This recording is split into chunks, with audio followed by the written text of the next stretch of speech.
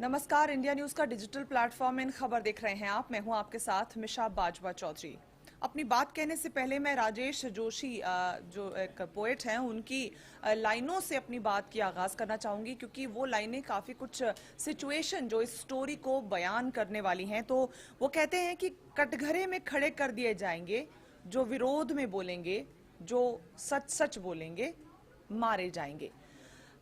वो सच बोल रहे हैं या नहीं बोल रहे हैं ये बात तो बाद में पता चलेगी। एटलीस्ट हमारे देश में हमारे कॉन्स्टिट्यूशन के थ्रू हमें इस बात की आज़ादी ज़रूर है कि हम अभिव्यक्ति की आज़ादी, फ्रीडम ऑफ स्पीच हमारे पास है कि अगर हमें कोई चीज़ ठीक नहीं लग रही है या वो हमें लगता है कि हम जैसे लोगों के हित में नहीं है, तो हम उसके खिलाफ आवाज़ उठा सकते हैं। ये हमारा कॉन्स्टिट्यूशन हमें इस बात की इजाज़त देता है।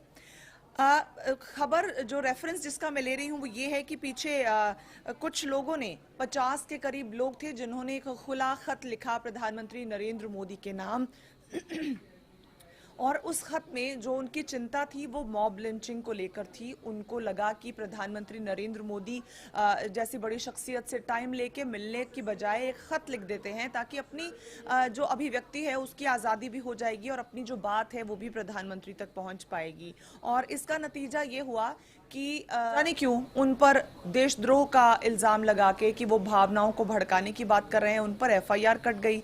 और इनमें कुछ नाम अगर मैं उनका जिक्र करूं तो रामचंद्र गुहा, मणिरत्नम और अपर्णा सेन जैसे कुछ बड़े सेलिब्रिटीज़ भी हैं, जो बड़े चेहरे हैं, जो अपने काम की वजह से जाने जाते हैं, पहचाने जाते हैं। तो इन लोगों के खिलाफ एफआईआर दर्ज की गई कि ये कहीं ना कहीं देशद्रोह है, देश की आलोचना, देश के किसी कदम की आलोचना या खुलकर बोलना आलोचना के तहत उन पर एफआईआर कट गई। और अब इस खबर पे आगे जो अगला मोड़ आया है वो ये है कि अब कांग्रेस के वरिष्ठ नेता और सांसद शशि थरूर कहीं ना कहीं इस खबर को लेकर उनके समर्थन में भी दिख रहे हैं जिन्होंने खत लिखा था और प्रधानमंत्री नरेंद्र मोदी को सीधे सीधे वो घेरते हुए भी नजर आ रहे हैं, उन पर निशाना साधते नजर आ रहे हैं। क्योंकि उनका कहना है, उन्होंने ट्वीट के जरिए अपना जो है विरोध जताया है, या फिर यूं कहें कि एक मूवमेंट क्रिएट, एक नई क्रांति लाने की वो कोशिश कर रहे हैं। इससे उन्होंने ट्वीट में जो लिखा है पहले आपको वो बता देती हूँ।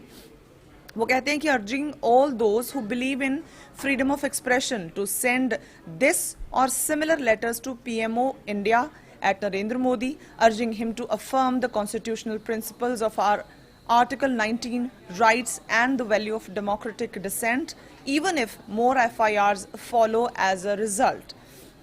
साथ में उन्होंने वो चिट्ठी लगाई है, वो खत लगाया है जो प्रधानमंत्री नरेंद्र मोदी को भेजा गया था। वो कह रहे हैं कि या तो आप ज़्यादा से ज़्यादा लोग इस खत को प्रधानमंत्री के नाम लिखें या फिर अपनी तरफ से जो भी आप बात कहना चाह रहे हैं वो प्रधानमंत्री नरेंद्र मोदी को लिखें। इसी बात को लेकर कि लोकतंत्र में हमें अपनी बात कहने की आज़ादी है और इस बात का और आलोचना करने का भी हमें अधिकार है। न सिर्फ बोलने की आज़ादी, बल्कि अगर हमें कोई चीज़ अच्छी नहीं लग रही है, सरकार की कोई नीति हमें पसंद नहीं आ रही, क्योंकि ये सरकार हम ही द्वारा चुनी गई है, हम ही ने इनको चुना है और पावर में लाए हैं ताकि ये हमारे लिए लॉज बना सकें, कानून व्यवस्था सही कर सकें, नए नए देश के फायदे के लिए काम कर सकें। तो अगर हम जनता को अगर कोई बात नागवार गुजरती है तो हमारा अधिकार है कि हम सरकार को ये बात कह सकें कि हमें ये बात ठीक नहीं लगी या ये बात ठीक लगी। तो आलोचना का अधिकार वो हमसे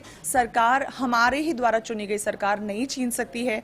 और यही कहने की कोशिश की है शशि थरूर ने। और उन्होंने कहा है कि ऐसे में किसी की आलोचना को देशद्रोह का नाम दे देना ये सरासर गलत है। और उन्होंने अब लोगों से आग्रह किया है कि ज़्यादा से ज़्यादा लोग प्रधानमंत्री को खुला खत लिखें।